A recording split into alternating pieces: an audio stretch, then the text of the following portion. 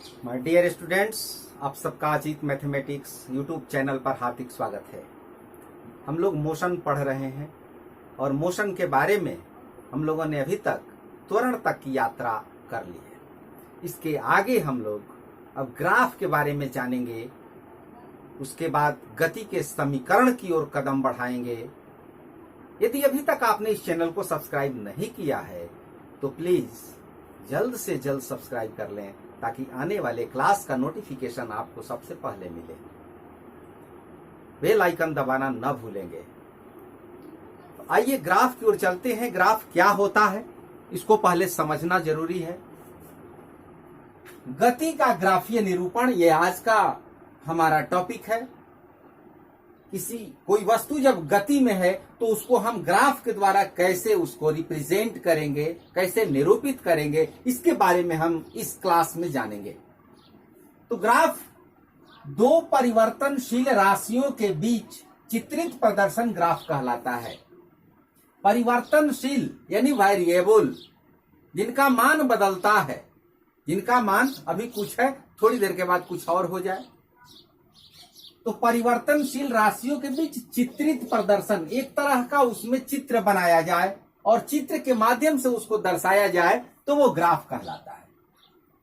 इन दो राशियों में एक राशि को एक्स अक्ष पर लिखते हैं और दूसरे को वाई अक्ष पर रखते हैं। आप ग्राफ से परिचित हैं, ऐसी बात नहीं है। आप कक्षा 7 में 8 में ये ग्राफ के बारे में देख चुके हैं। क्लास 8 में मैथमेटिक्स में पॉइंट्स का यहां पर अंकन करना आप सीखे हैं। ये एक्स एक्सिस होता है, ये वाई एक्सिस होता है, ये मूल बिंदु ओरिजिन यहां पर पॉजिटिव होता है, इधर निगेटिव होता है। ऊपर में पॉजिटिव मान लेते हैं और नीचे में निगेटिव मान लेते हैं। यही ग्राफ है। इसकी आवश्यकता है आपको मैथमेटिक्स में भी पड़ेगी, यहां भी है। अब जैसे मान ले क्रिकेट का मैच हो रहा है, इस बार तो आईपीएल नहीं हो पाया, लेकिन कभी भी मौका मिलेगा देखने का। आप उसमें ग्राफ देखते हैं, आप उसमें रन रेट देखते हैं, उसमें रन रेट देखते हैं, ओवर और विकेट्स देखते हैं। इस तरह का कहां विकेट गिरा, कितने रन पर के, कौन सा विकेट, इस तरह का यानी बहुत सी चीजें आप उसमें देखते हैं। एक तरफ का चित्र आपके सामने टेलीविजन स्क्रीन पर आ जाता है, वो ग्राफ है। तो उसमें दो राशियों के बीच में चर्चा होती है। जनसंख्या के बारे में हर 10 साल पर जनगणना होती है। तो एक साइड में, एक तरफ में यहां पर ईयर लिख दिया जाता है और एक साइड में यहां पर जनसंख्या कितनी है। 1911 से लेकर के और अभी तक 10-10 वर्ष के अंतराल पर कितनी जनसंख्या, तो इसका इस तरह से ग्राफ आ सकता है। तो दो राशियों के बीच में एक तरह का चित्रात्मक प्रदर्शन, यही ग्राफ कहलाता है। तो ग्राफ को व्यक्त करने के लिए दो राशियां होनी चाहिए।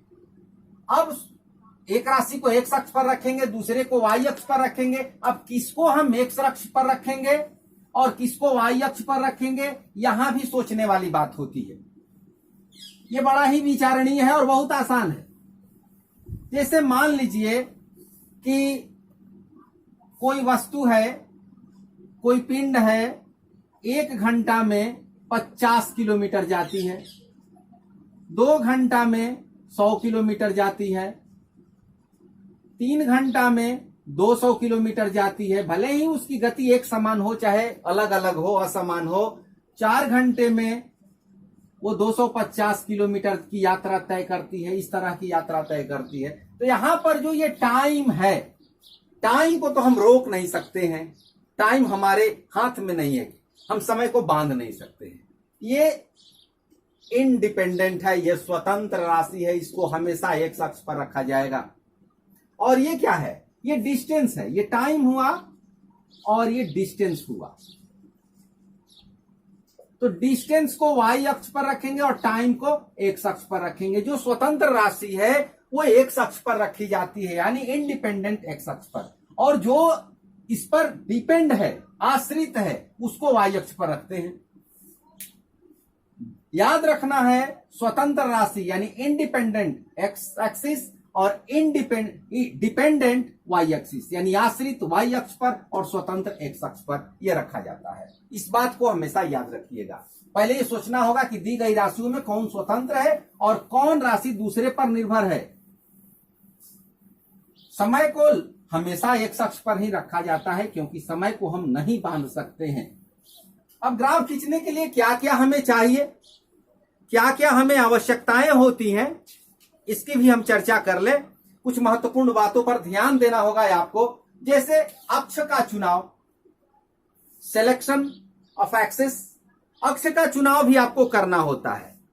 जहां दो सरल रेखाएं, लंबवत दो सरल रेखाएं, अभी मैंने बनाया था, मिट गया, इस तरह की लंबवत परस्पर समकोण पर काटती हुई दो सरल रेखाएं मिलती हैं एक दूसरे को किसी प्लेन में, तो पूरा प्लेन, पूरा ये तल 4 भागों में बंट जाता है। ये फर्स्ट क्वाड्रेंट, ये सेकंड क्वाड्रेंट, ये थर्ड क्वाड्रेंट, ये फोर्थ क्वाड्रेंट, 4 क्वाड्रेंट में यानी 4 चतुर्थांशों में विभाजित हो जाता है। इधर का हमने बताया प्लस होता है, इधर माइनस होता है, माइनस पर डैश लगा देते हैं, ऊपर में प्लस होता है और नीचे में माइनस होता है। ये हो गया ओरिजिन, अपना मूल बिंदु होता है। तो ये पैमाना लेते हैं। उसके बाद हम पैमाना लेते हैं, पहले तो एक्सिस ले लिया एक्स और वाई, उसके बाद हम स्केल लेते हैं, पैमाना का चुनाव करते हैं। ये पैमाना अपनी ग्राफ के कॉपी के साइज के अनुसार, अब 1 सेंटीमीटर, ग्राफ की कॉपी में आप देखिएगा मोटी मोटी लाइन, उसके बीच में छोटी छोटी लाइन, तो 1 सेंटीमीटर का डिस्टेंस रहता है। अब 1 सेंटीमीटर पर आप कितना लेते हैं, घंटा में लेना है या किलोमीटर में लेना है या मीटर में लेना है, ये आपके ऊपर निर्भर करता है कि 1 सेंटीमीटर पर आप क्या लेते हैं।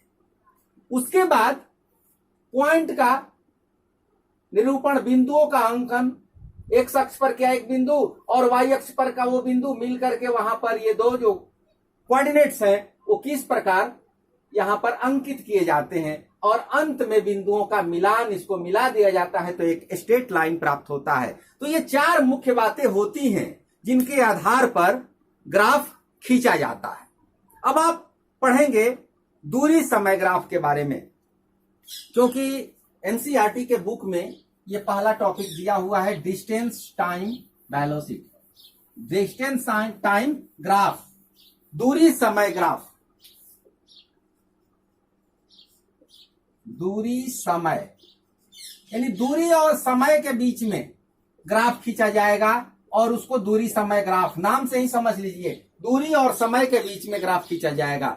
अब यहां पर आप ये सोच सकते हैं कि कौन सी राशि स्वतंत्र होगी, तो अभी बताया हमने समय स्वतंत्र राशि है और दूरी उस पर निर्भर करती है। जैसे 1 घंटा में तय की गई दूरी, 2 घंटा में तय की गई दूरी, इस तरह का ये निरूपण होगा। दूरी और समय के बीच में हम ग्राफ खींचेंगे तो दूरी समय ग्राफ कहलाएगा।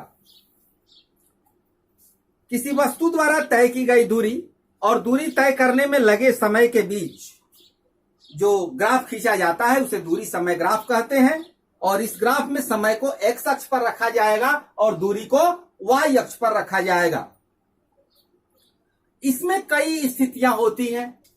इसे मान लीजिए, ये तो आपने सुन लिया कि इसको कहते हैं दूरी समय ग्राफ, यानी दूरी और समय के बीच में जो ग्राफ खींचा जाए।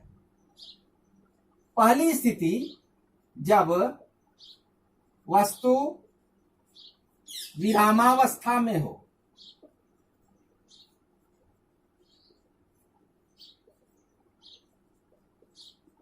जब कोई वस्तु विरामावस्था में होगी तो उसका दूरी समय ग्राफ कैसा होगा।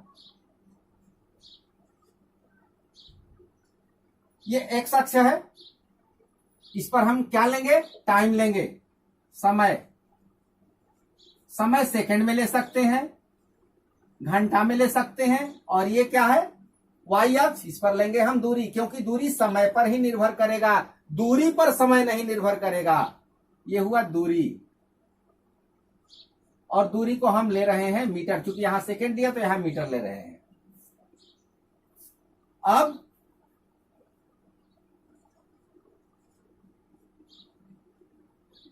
जैसे मान लीजिए 1 second, 2 second, 3 second, 4 second, 5 second, उसी तरह से 10 metre, 20 metre, 30 metre, 40 metre, 50 metre, इस तरह का हम एडजस्ट कर लिए, टाइम को x पर और डिस्टेंस को y पर। अब मान लीजिए कोई वस्तु जब विरामावस्था में है, अभी के टाइम में, यानी 1 सेकेंड बाद उसकी स्थिति को मान लीजिए कि 30 मीटर की दूरी पर है एक्स अक्ष से, और विरामावस्था में है तो उसमें कोई मोमेंट नहीं होगा, टाइम तो बदल जाएगा। 1 सेकेंड के बाद वो फिर उसी उस पोजीशन में होगी, फिर उसी पोजीशन में होगी, फिर 4 सेकेंड के बाद उसी पोजीशन में होगी, 5 सेकेंड के बाद उसी पोजीशन में होगी, यानी उसकी स्थिति में कोई चेंजिंग नहीं होगा, कोई परिवर्तन नहीं होगा। तो इस प्रकार जो ये लाइन हम बिंदुओं को मिला करके खींचेंगे, ये जो लाइन होगा वो क्या होगा, एक सरल रेखा होगा और एक्स अक्ष के समानांतर होगा। यानी जब वस्तु विरामावस्था में होती है तो दूरी समय ग्राफ एक्स अक्ष के समानांतर होता है। यही बात आपको याद रखना है और इसको चित्र के माध्यम से आपको खींच देना है। दूरी समय ग्राफ में जब वस्तु विरामावस्था में होती है तो उसका दूरी समय ग्राफ एक्स अक्ष के पैरेलल होता है। दूसरा कंडीशन,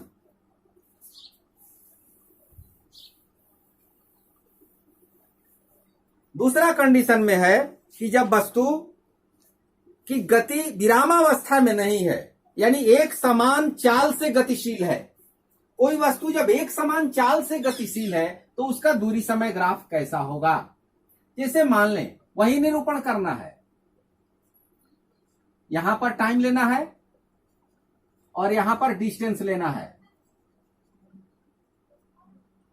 ये सेकंड में लिया और इसको मीटर में लिया। मान लीजिए 1 second 25 metre, 2 second 50 metre, 3 second 75, 4 second 100, 5 second 125, इस तरह से 1 2 3 4 5। पहले सेकेंड में वस्तु, दूसरा कंडीशन हमें क्या लेना है, जब वस्तु की चाल एक समान हो।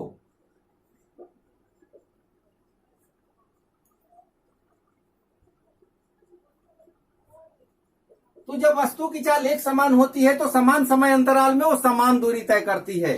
यानी 1 सेकेंड में मान लीजिए कि वो 25 मीटर की दूरी तय किया, तो फिर अगले 1 सेकेंड में फिर 25 मीटर, यानी 2 सेकेंड में उसकी स्थिति होगी, दूसरे सेकेंड में उसकी स्थिति हो जाएगी 50, इस तरह की पोजीशन में आ जाएगा। तीसरे सेकेंड में वो 75, चौथे सेकेंड में वो 100, इस तरह की पोजीशन में वो वस्तु होगी। इस प्रकार यदि हम इसको मिलाएं, आप स्केल रख के मिलाइएगा, स्केल रख के मिलाइएगा, बिल्कुल सही आएगा। इस तरह से उसका जो दूरी समय ग्राफ होता है वो एक सरल रेखा प्राप्त होती है जब वस्तु की गति एक समान होती है। वस्तु की चाल जब एक समान होती है तो दूरी समय ग्राफ एक स्ट्रेट लाइन होता है, यानी इन दोनों में डायरेक्ट वेरिएशन होता है। और दूरी समय ग्राफ की जो ढाल होती है, ढाल का मतलब हुआ लंब बटा में आधार, ढाल लंब बटा में आधार। त्रिकोणमिति में आप पढ़ेंगे tan थीटा, ये नेक्स्ट क्लास में पढ़ेंगे, लंब बटा में आधार। तो इसके द्वारा हमें वस्तु की गति का पता चल जाता है, वस्तु की चाल मालूम हो जाती है, यानी दूरी समय ग्राफ की ढाल जो होती है वो चाल का मान बता देती है। और यह ग्राफ जो टाइम एक्सिस के साथ जितना एंगल अधिक बनाएगा उसकी स्पीड उतनी ही अधिक होगी। जैसे एक ये ग्राफ हुआ, एक ये ग्राफ हुआ, एक ये ग्राफ हुआ, तो यहां पर एंगल, ये एंगल और ये एंगल, जितना बड़ा एंगल बनेगा, जितना बड़ा कोण बनेगा, उतनी ही उसकी चाल अधिक होती है। याद रखिएगा। और ये प्रश्न भी याद रखिएगा, 1 नंबर का प्रश्न ऑब्जेक्टिव में भी पूछ देता है कि दूरी समय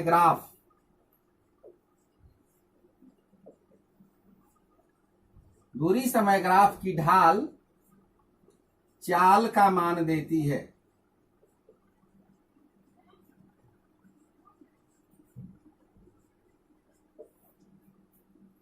अब तीसरा कंडीशन यह होता है कि जब वस्तु की चाल एक समान न हो, वस्तु की चाल एक समान नहीं बल्कि असमान हो। तो जब वस्तु की चाल असमान होगी तो क्या हो सकता है, कभी चाल बढ़ेगी कभी चाल घटेगी। उस परिस्थिति में जब वस्तु की चाल, यहां पर दो कंडीशन, पहला कंडीशन जब चाल इंक्रीज होता है, जब चाल बढ़ रही है, इंक्रीज वृद्धि, और जब दूसरा डिक्रीज यानी ह्रास, चाल में कमी, चाल में वृद्धि और चाल में कमी। तो जब वस्तु की चाल एक समान नहीं हो, वस्तु की गति यदि बढ़ रही है, जब वस्तु की गति बढ़ रही है तो ऐसी परिस्थिति में उसका ग्राफ इस तरह से होता है, कर्व होता है, थोड़ा वक्र होता है और धीरे धीरे धीरे धीरे ऊपर उठता चला जाता है। और जब वस्तु की चाल में कमी होती है तो ऐसी परिस्थिति में उसका ग्राफ ठीक इसका उल्टा हो जाता है, इस तरह से हो जाता है। तो ये कंडीशंस होते हैं दूरी समय ग्राफ के। वस्तु की गति असमान हो तो ऐसी परिस्थिति में, अब वस्तु की चाल जो है पहले कंडीशन में समय के साथ बढ़ रही है और इस कंडीशन में समय के साथ उसकी चाल घट रही है, तो इसका ग्राफ इस तरह से एक कर्व लाइन होता है। तो इस प्रकार ये दूरी समय ग्राफ में 3 कंडीशंस है और तीसरे में 2 कंडीशंस है। पहला कंडीशन विरामावस्था में है, दूसरा कंडीशन जब वस्तु की चाल एक समान है, और तीसरा कंडीशन जब यह तीसरा है जब वस्तु की चाल असमान है। तो असमान में 2 कंडीशन, आप इनको लिख लीजिए और इसका नोट्स तैयार कीजिए अपने से। जो कुछ भी आपने सुना अपने से अपनी भाषा में आप तैयार कीजिए। अपनी भाषा में यदि तैयारी करेंगे, लिखेंगे, अच्छे मार्क्स आते हैं। तब तक आप इसको नोट कर लीजिए।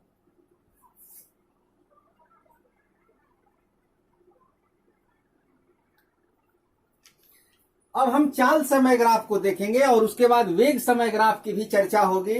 यहां पर चाल समय ग्राफ में आप देख लीजिए कि हमारे सामने ये 3-4 चित्र लिखे गए हैं। चाल समय ग्राफ में हम किसको एक्स अक्ष पर रखेंगे और किसको वाई अक्ष पर रखेंगे। तो टाइम को हमेशा हमें एक्स अक्ष पर रखना है और दूसरी राशि जो टाइम पर निर्भर है यह वाई अक्ष पर होगी। तो समय को हमने एक्स अक्ष पर लिया और चाल को वाई अक्ष पर लिया। पहला कंडीशन यह है, यहां पर वस्तु की चाल जो है वो समय के साथ परिवर्तित नहीं हो रही है, यानी वस्तु एक समान चाल में है। एक समान चाल, वस्तु की चाल में कोई चेंजिंग नहीं हो रहा है, वस्तु एक समान चाल से गति में है।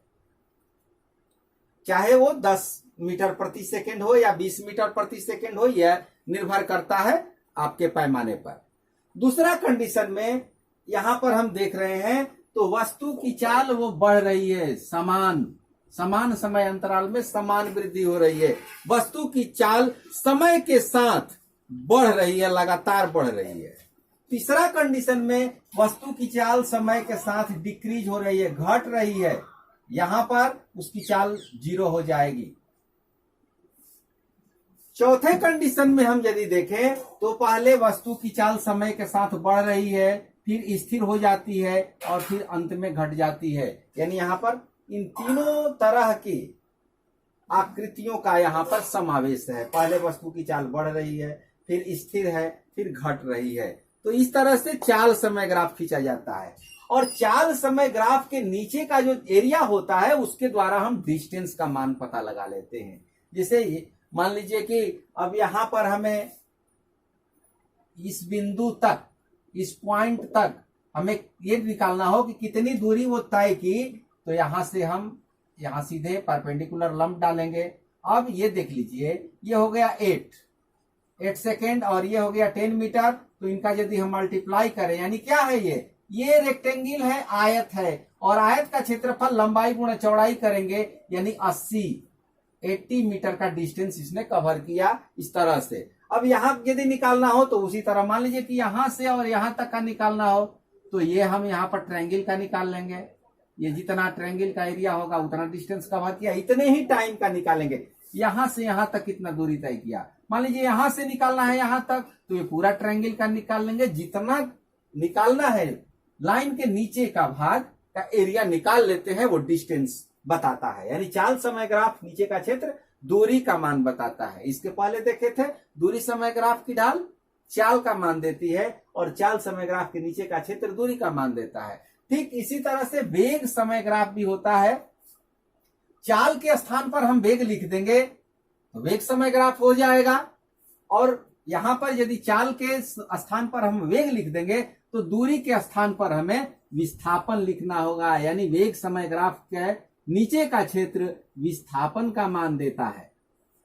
इसमें भी कंडीशंस होते हैं, वेग समय ग्राफ में भी कंडीशंस होते हैं।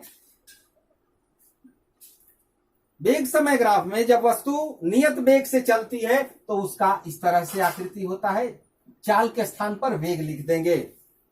वस्तु की चाल यदि समय के साथ, जैसे वस्तु का वेग है विरामावस्था से एक बढ़ रहा है तो इस तरह से होगा। मान लीजिए वस्तु की चाल विरामावस्था से न होकर के कुछ अन्य तरह से हो, जैसे सपोज इस तरह से हो, यहां से शुरू करें वस्तु की गति कुछ पहले से हो और तब उसके बाद उसका वेग बढ़ रहा हो, तो इस तरह से यहां से शुरू हो जाएगा उसका। तो वस्तु का वेग विरामावस्था से न होकर के किसी दूसरे एक निर्धारित वेग के बाद काउंट किया जाए तो उस परिस्थिति में उस तरह का होगा। वस्तु का वेग यदि डिक्रीज होगा तो इस तरह का ग्राफ आएगा। वस्तु का वेग शुरू में यदि बढ़ेगा फिर स्थिर होगा फिर घटेगा तो इस तरह का होगा। असमान होगा, यदि वस्तु का वेग असमान होगा तो उसकी जो ग्राफ की आकृति होगी वो कुछ अलग तरह की होगी। जैसे कभी मान लीजिए बढ़ गया, कभी स्थिर हुआ, कभी घट गया, फिर बढ़ गया, इस तरह से हो जाएगा। ये हुआ असमान वेग।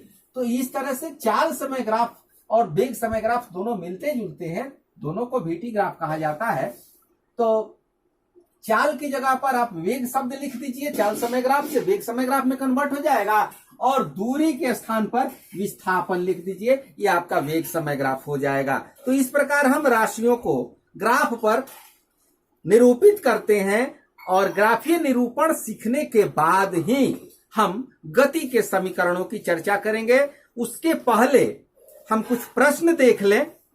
प्रश्न है, किसी वस्तु के एक समान और असमान गति के लिए समय दूरी ग्राफ की प्रकृति क्या होगी? ये आपका एनसीईआरटी का क्वेश्चन है, पेज नंबर 118 में दिया हुआ है। पेज नंबर 118 यदि किताब आपके सामने है तो आप निकाल लीजिए। किसी वस्तु के एक समान और असमान गति के लिए समय दूरी ग्राफ की प्रकृति क्या होगी? तो इसका उत्तर हम देखें क्या दिया हुआ है। एक समान गति के लिए समय दूरी ग्राफ की प्रकृति, एक समान जब गति है तो उसकी समय दूरी ग्राफ का जो नेचर होगा एक स्ट्रेट लाइन होगा, सरल रेखा होगा, और असमान होगा तो उसके लिए वक्र रेखा होगा। जैसे यहां पर असमान है तो वक्र रेखा हुआ, ये एक समान है तो सरल रेखा हुआ। तो इसका आंसर यही होगा कि वस्तु की एक समान गति के लिए समय दूरी ग्राफ सरल रेखा और असमान गति के लिए समय दूरी ग्राफ वक्र रेखा होती है। किसी वस्तु की गति के विषय में आप क्या कह सकते हैं? दूसरा प्रश्न है, जिसकी दूरी समय ग्राफ समय अक्ष के समानांतर हो। दूरी समय ग्राफ जब समय अक्ष के समानांतर होगा, अभी इसके पहले ही चित्र यहां पर था, बताया गया था, आप पीछे लिख लीजिए, देख लीजिए चित्र बना करके, कि दूरी समय ग्राफ जब समय अक्ष के, समय अक्ष मतलब एक्स एक्सिस के पैरेलल हो तो क्या होता है? यानी वस्तु विरामावस्था में होगी। पहला ही चित्र था समय अक्ष के समानांतर, यानी इस तरह से जब वस्तु विरामावस्था में होगी। दूरी समय ग्राफ वाले चित्र में चले जाइए तो वस्तु जब विरामावस्था में होगी तो उसका दूरी समय ग्राफ एक सरल रेखा में होता है। इस बात को हम पहले ही सीख चुके हैं। तीसरा प्रश्न है कि किसी वस्तु की गति के विषय में आप क्या कह सकते हैं जिसकी चाल समय ग्राफ समय अक्ष के समानांतर हो? चाल समय ग्राफ जब समय अक्ष के समानांतर होगा तो पहला ही कंडीशन आपको बताया गया था, यानी वस्तु की चाल जो है वो कांस्टेंट है, वो अचर चाल से गति कर रही है। वस्तु की चाल नियत है, कांस्टेंट है। और चौथा तथा अंतिम प्रश्न, वेग समय ग्राफ के नीचे के क्षेत्र से मापी गई राशि क्या होती है? यहां पर हम चाल को यदि स्थान बदल करके यहां वेग लिख दें तो ये आपका आंसर यहीं पर हो जाएगा, वेग समय ग्राफ, और यहां दूरी हटा करके और विस्थापन को यहां पर रख दिया जाए। तो वेग समय ग्राफ के नीचे का जो क्षेत्र होता है वो विस्थापन का मान देता है। इस प्रकार आपका इंटरनल क्वेश्चन भी तैयार करना अति आवश्यक है, क्योंकि यही प्रश्न परीक्षा में पूछे जाते हैं। आप इनकी तैयारी करते रहिए। अच्छा लगे तो लाइक कीजिए, शेयर कीजिए और बढ़िया से पढ़ते रहिए, मेरी यही इच्छा है। Thank you, all the best.